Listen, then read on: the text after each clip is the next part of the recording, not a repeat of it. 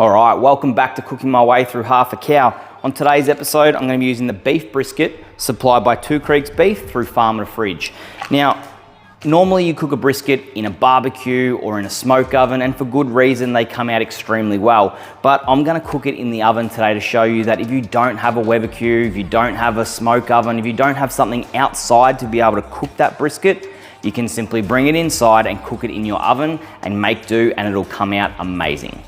And that goes for the ingredients too. You can opt to go for something like Jess Pryles' Hardcore Carnivore, which is gonna come up absolutely incredible. But for me today, I'm gonna be aiming at the average Joe who doesn't necessarily have that, or they haven't pre-organized that. So they'll just use ingredients that they've got laying around in the pantry and in the fridge to make it nice and simple, but still get amazing flavors out of that brisket. So the way I'm going to be putting on my marinade today, instead of using a mustard as a binder and then putting your dry rub on top, I'm going to be using honey straight from my wife's family farm, pepper and salt, chili flakes, a bit of cinnamon, brown sugar, and then a fresh lemon out of the garden. Now the reason I'm using that lemon is it'll help cut through that honey and make it separate so it won't go all cloggy, and then I can paint it on and really pat it into that meat so they can put it in the oven.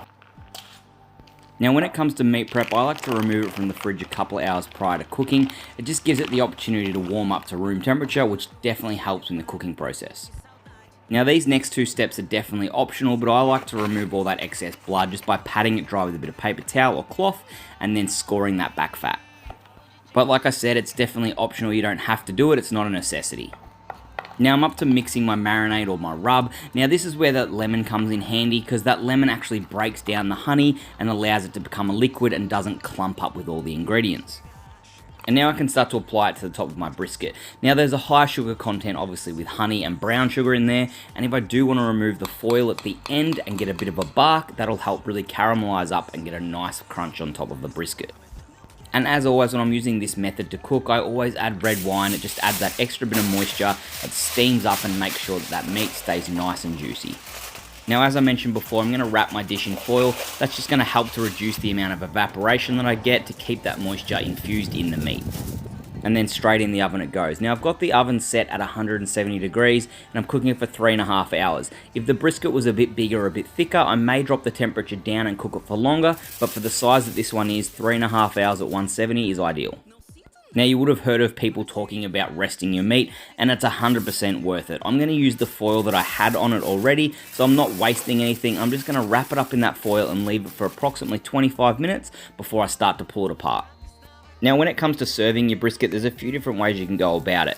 You can slice it, we're going to pull it, we're going to be having it in tacos. So I've got my tiger gloves on so I don't get burnt malmeningas. I'm just going to pull it apart nice and rustic and put it in a container so we can serve it on the table and fill our tacos as we please.